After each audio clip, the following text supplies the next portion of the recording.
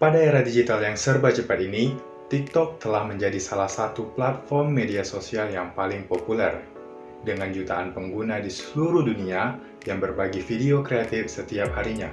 Namun, dengan pertumbuhan pesat ini, muncul berbagai isu terkait hak cipta, privasi, dan etika berinteraksi yang perlu dipahami.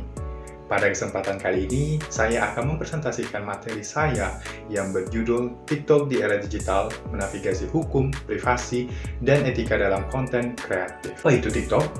TikTok adalah sebuah aplikasi jejaring sosial dan platform video musik yang memungkinkan pengguna membuat, mengedit, dan berbagi video pendek dengan durasi mulai dari 3 detik hingga 10 menit. Dilansir dari exploringtopic.com, TikTok berhasil membuktikan eksistensinya dengan duduk di peringkat kelima media sosial dengan pengguna terbanyak tahun 2024, yakni dengan 1,67 miliar pengguna aktif per September 2024. TikTok menjadi ruang bagi berbagai jenis konten, mulai dari hiburan hingga edukasi. Platform ini memungkinkan siapa saja untuk menjadi konten kreator dan bisa viral dalam waktu singkat. Hak cipta. 1. Konsep hak cipta dalam konten digital.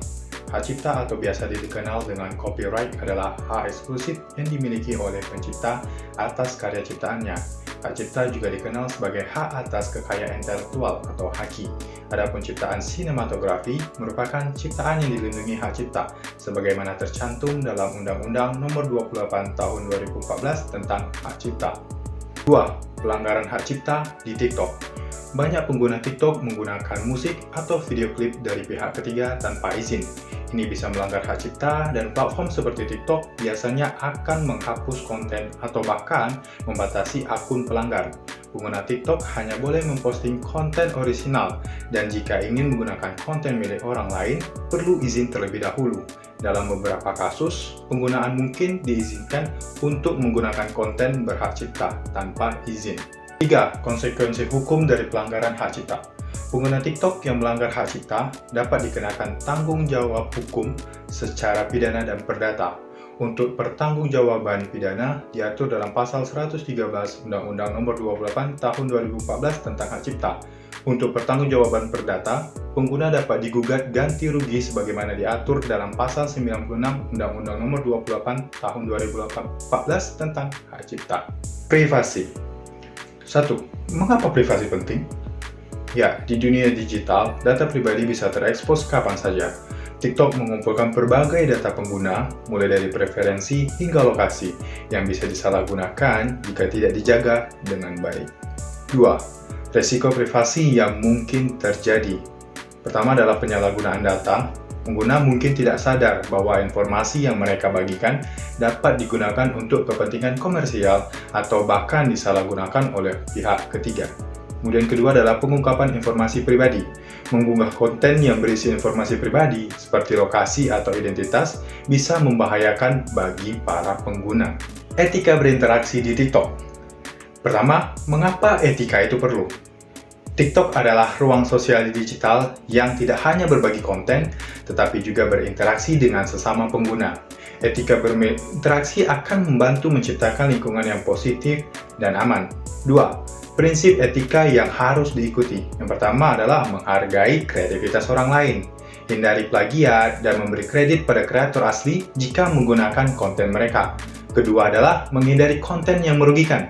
Jangan berbagi hoax, kebencian, atau konten yang bisa merugikan orang lain. Yang ketiga, bersikap sopan. Jangan berkomentar dengan kata-kata yang merendahkan atau menyakiti perasaan orang lain. Berikut adalah salah satu contoh kasus terkait etika berinteraksi di TikTok. Ya, tenaga kesehatan rendahkan pasien BPJS dalam unggahan TikTok-nya. Beredarnya unggahan video TikTok dari salah satu akun tenaga kesehatan yang bernama @rintobeli2. Pasalnya terdapat 3 anggota tenaga kesehatan yang berasal dari Puskesmas Lambunu 2, Kabupaten Parigi Motong, Sulawesi Tengah, membuat parodi kegirangan saat didatangi pasien umum. Sedangkan saat didatangi pasien BPJS, ketiga anggota tenaga kesehatan memparodikan berbaring dan bermalas-malasan dalam melayani pasien tersebut. Ya, hal ini membuat geram banyak media massa dan dinilai melanggar Kode Etik Persatuan Perawat Nasional Indonesia atau PPNI. Video ini ditunjukkan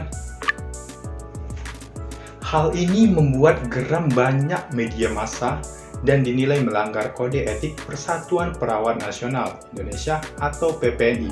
Video yang menunjukkan adanya diskriminasi perbedaan pelayanan antara pasien BPJS dan juga umum. Dampak pelanggaran hak cipta, privasi, dan etika. 1. Pelanggaran hak cipta bisa mengarah pada penghapusan konten atau pembatasan akun oleh TikTok. Bahkan bisa ada tuntutan hukum jika pelanggaran terjadi pada skala besar. 2. Pelanggaran pada privasi.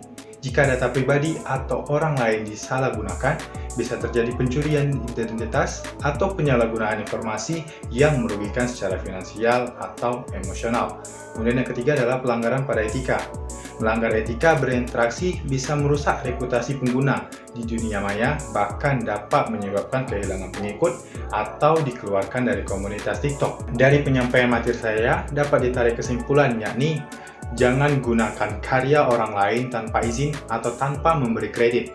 Kemudian selalu menjaga informasi pribadi dan pastikan pengaturan privasi akun sudah tepat. Kemudian selalu berinteraksi dengan cara yang sopan, hormat, dan konstruktif. Serta berkreasilah dengan tanggung jawab. Dengan memahami hak cipta, menjaga privasi, dan beretika, kita dapat menikmati pengalaman di TikTok dengan cara yang lebih aman dan menyenangkan bagi semua orang. Demikian presentasi dari saya. Apabila ada kesalahan, mohon maaf. Assalamualaikum warahmatullahi wabarakatuh.